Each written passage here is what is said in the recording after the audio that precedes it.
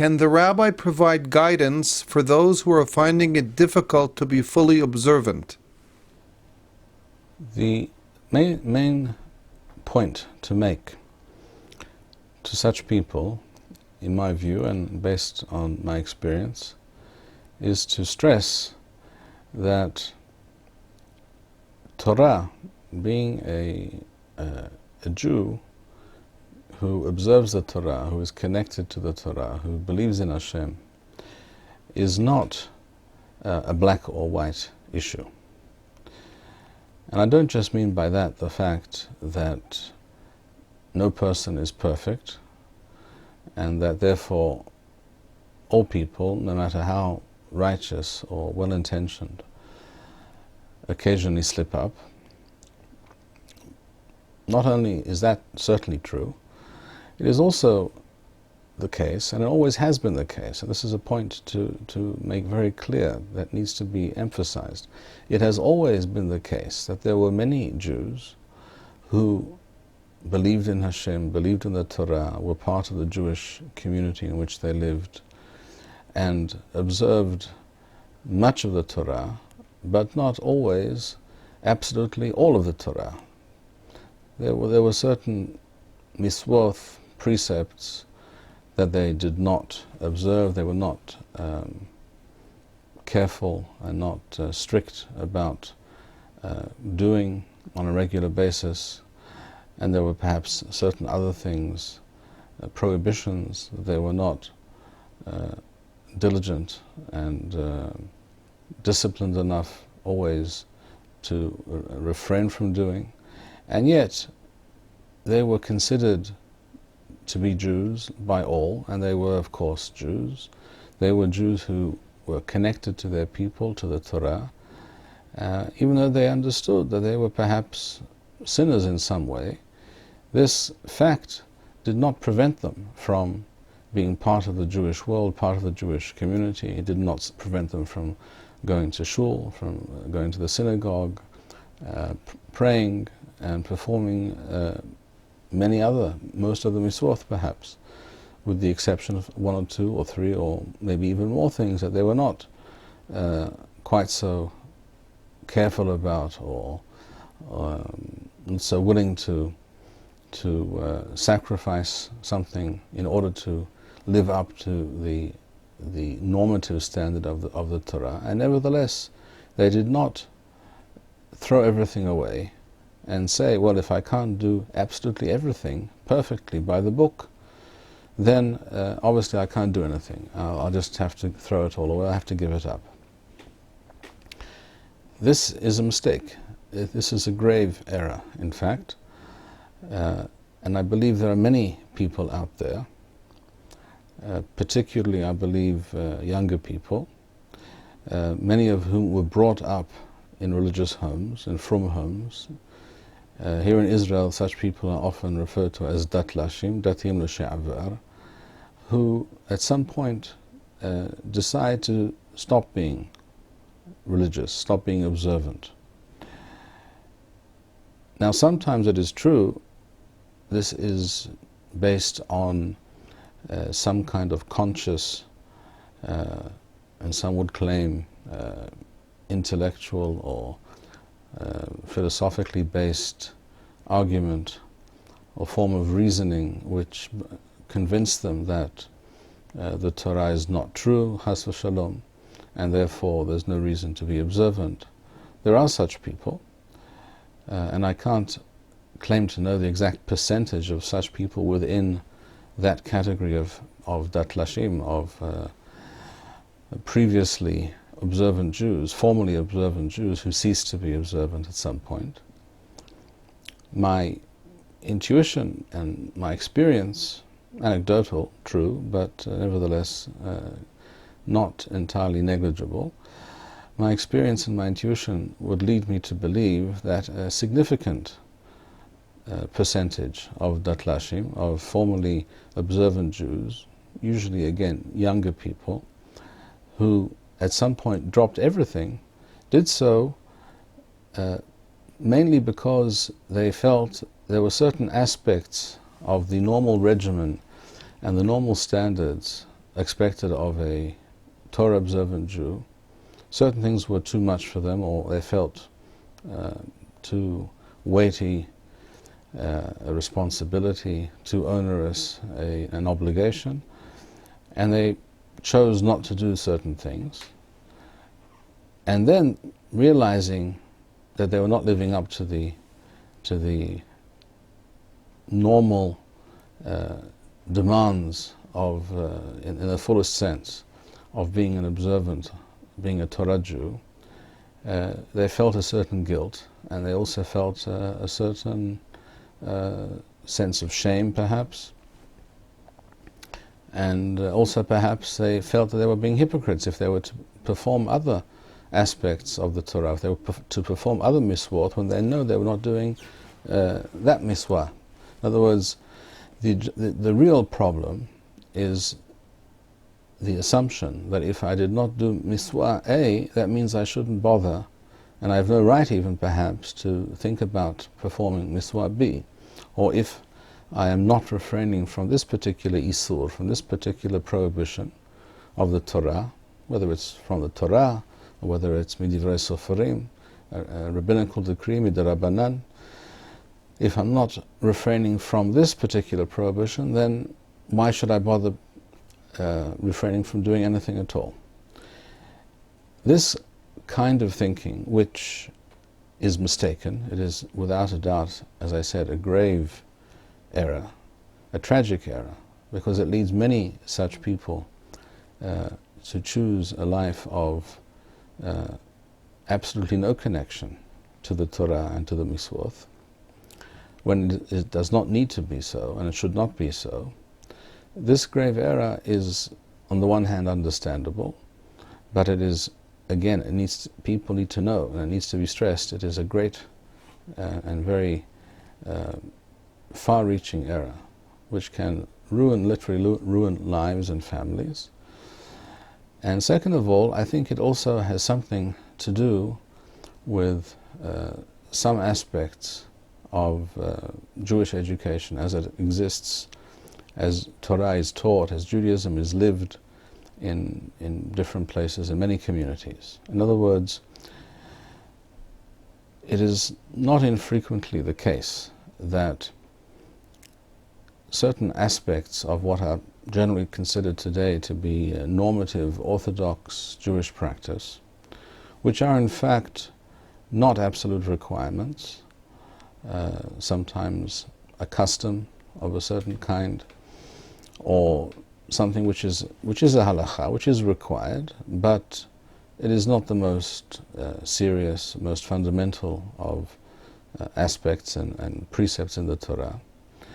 And this particular person, for whatever reason, perhaps quite wrongly, very, very frequently, perhaps very, very, very incorrectly, has decided that he or she does not want to do this thing, does not want to be bothered with that thing, or they find it too much to handle.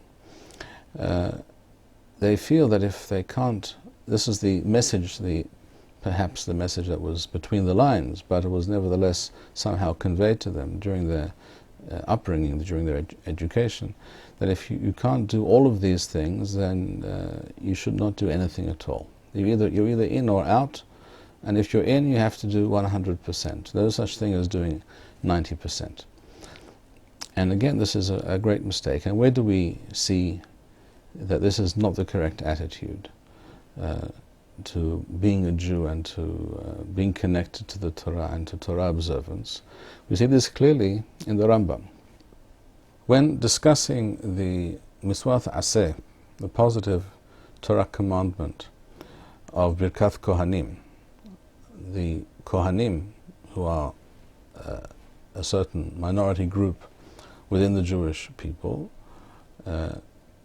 they have a particular miswah to recite the priestly blessing, to bless the Jewish people. This is done in the Beth Knesset, in the shul, in the synagogue. And any Kohen who is present must participate in this Birkat Kohanim, in this priestly blessing. And Rambam, when he discusses this miswah at the end of Ichot Tefillah in the 15th chapter, Perek Hamisha Asar, Halacha Aleph, he writes, Shisha devarim mona'im nesi'uth kapayim. There are 6 things or 6 reasons which prevent a Kohen from performing this miswah. In other words, if a Kohen has one of these issues, then he may not recite the priestly blessing. And one of those things, we won't go through all of them now, one of those things is ha'avera, literally the sin. In other words, if he has sinned, if he has committed some sin, something which is sinful according to the Torah. Now what does that mean? A person might, upon hearing this statement for the first time, might imagine that it means that if he has sinned in any way at all, without reference to the question of whether this was something very minor or something much more major, something min Torah or something midrabanan, something of the Torah or from the rabbis, etc. No matter what it was, if the Kohen did something incorrect, he cannot say b'kath kohanim. Some people might jump to that conclusion, but that would be, again, a grave error, because Rambam specifically describes and defines what kind of avera we are discussing. And so this is all, of course, based on explicit statements by Hazal in the Talmud. And what we find in the Talmud, what the Rambam writes, is as follows: Avera kesad. What exactly do we mean by avera, by some sinful practice or action? Kohen sheharag et hanefesh. A Kohen who killed another person, afilu bishchata, even if this was manslaughter. In other words, it was entirely without intention. But somehow by his hand another person was killed. And even though this Kohen, who did not intend to do this terrible thing, to kill this person, but nevertheless it occurred, and perhaps he was in some way negligent or not entirely circumspect about what he was doing, and therefore he may be in some way to blame. Nevertheless, he did teshuvah. He very much regrets this event and this sinful or terrible act, and he did teshuvah. He repented. Lo yisa'et kapo. Such a Kohen is never allowed after that time, even though he did teshuvah, and we consider him to be a righteous person, a tzaddik, and not a rasha at all. Nevertheless, such a Kohen is not allowed to perform this miswah of Birkat Kohanim. Furthermore, Kohen she'avad avodah zarah, a Kohen who served and worshipped some form of foreign religion, some foreign worship of Hashem, idolatry or something else which is definitely diametrically opposed to the Torah, which is asur according to the Torah. Ben ba'ones, ben bishchacha, even if he did so under duress, let's say he was forced at gunpoint to do so, or he did it again inadvertently, he did not realize that this action or this thing that he was about to do was avodah zarah, would be considered according to the Torah to be some form of foreign worship, and he went ahead and did this thing, and only later becomes aware of this. Af'al pisha asat teshuvah, even though again he repented and regrets and asked Hashem to forgive him, etc. Eino noseh kapo le'olam. Again, such a Kohen may not ever again recite the priestly blessing. V'chen Kohen shenishtamed la'avodah zarah, and the same is true for a Kohen who deliberately became a follower of some foreign religion and faith, worshipped idols or other foreign religions, which again are not, all foreign religions obviously are not in consonance with the Torah and in some way contradict the Torah. Afal pisha hazarbo, even though later he saw the error of his ways and he did teshuvah. Here we're not talking obviously about someone who made a momentary error of judgment. This was a deliberate act on his part, but then he repented, and he changed his mind, and he asked Hashem to forgive him, and he will not do such a thing again. Nevertheless, such a Kohen cannot perform this mitzvah of Birkat Kohanim. Usha'ar ha'averot, but other types of sin, anything else, other than those things we've just mentioned, which a Kohen may have done, whether it was deliberate or not, any avera, any kind of sinful action, that is to say, transgressing a clear prohibition of the Torah, whether it's Torah shebichtav or Torah sheba'al peh, the written Torah or the oral, based on the oral tradition of Chazal, and even this is even more true, this is a kal v'homer, this is even more so the case, if a person, a Kohen, did not perform a miswat aseh, he did not perform a certain positive commandment which he should have done, he was required to do so, and he didn't do it for a number of reasons. There may be different circumstances. But let's just take a very simple example. A Kohen decided one morning, I can't be bothered to say Kriyat Shema, and he thus is being mevatel miswa without a doubt. This is always the decision not to perform a positive miswa is always less serious than transgressing something which is prohibited by the Torah. So any other kind of avera, whether it's transgressing something which is prohibited or simply refraining from doing something which is required, something which is obligatory, any other such improper action does not prevent a Kohen from doing this miswa which is incumbent upon him, namely Birkat Kohanim. And the Rambam goes on to say, Kohen in halacha, well, Kohen shelo haya lo davar mikol elu hadavarim hamuna'im et nisiyut kapayim. A Kohen who to whom one cannot apply any of these things we've discussed in this chapter, says Rambam, that prevent a Kohen from reciting Birkat Kohanim, af'al pi sheno hacham, even though he is not a scholar at all. Maybe he's a total am haaretz, he knows almost nothing about Torah or the miswoth.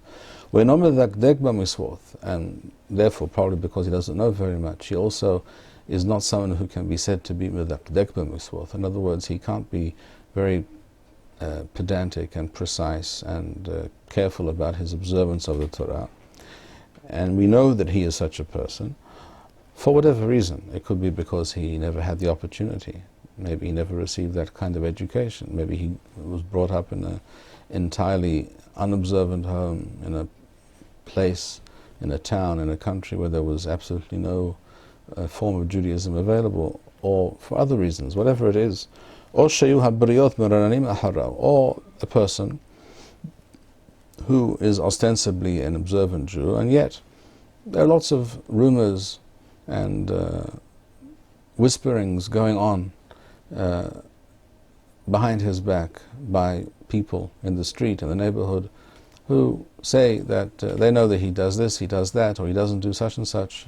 In other words, there are those who claim to know that he is not living according to all the requirements of the Torah in every sense.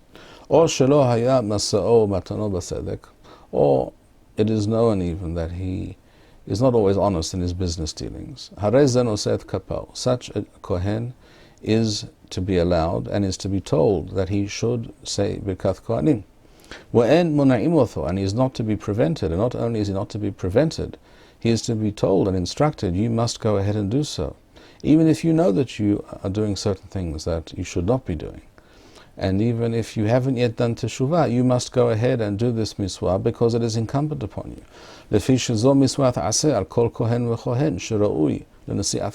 Because any Kohen who is not disqualified by one of those 6 reasons that the Rambam mentions in this chapter, it is a miswah, a positive commandment for any Kohen to perform this miswah and to recite Birkat Kohanim. And one cannot say and must not say to a person who is sinning in one or more ways, Hosef Resha, you should add further sin to your list of sins, and therefore refrain from performing this miswah. That would be a great mistake, says the Rambam. Exactly in the same way, in the same vein, any person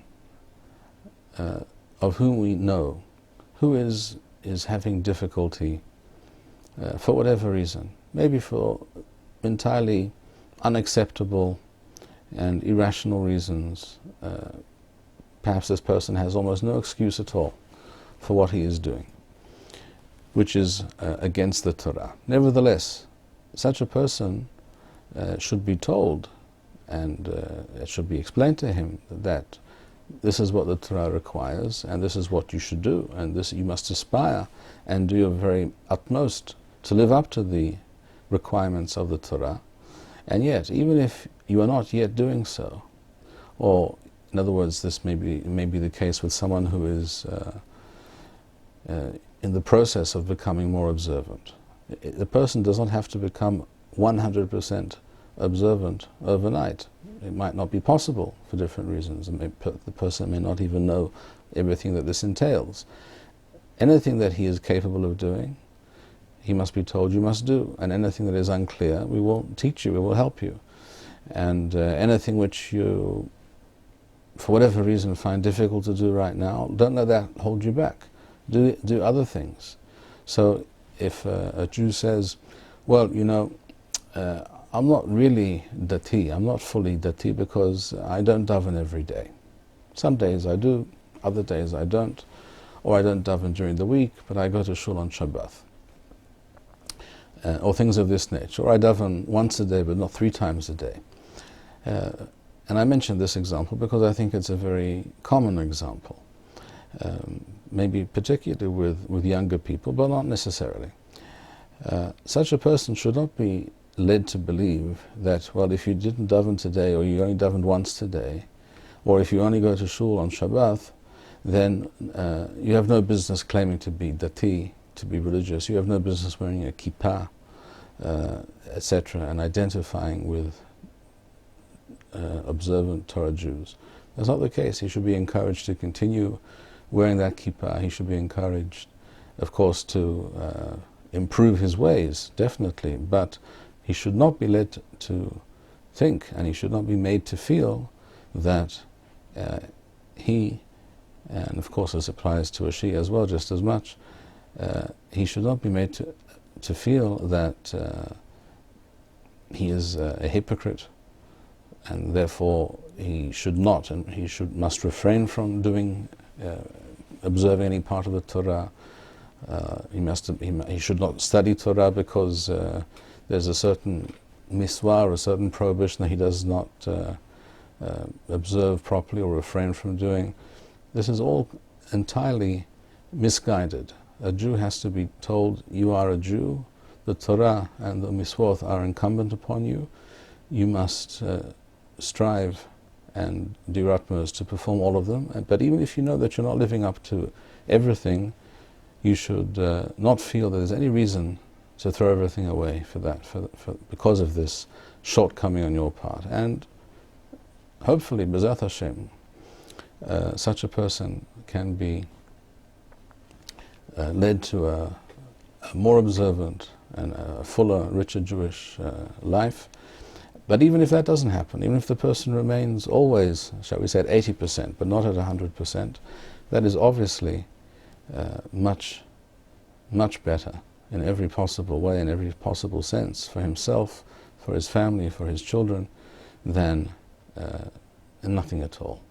This basic lesson must be internalized by all Jews, and we must always keep this in the back of our minds when dealing with such people, when hearing about such issues, wherever we may run into such phenomena. Thank you, Rabbi Bar-Hayim.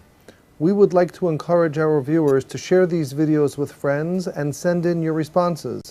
We would also like to suggest the following opportunity to our viewers.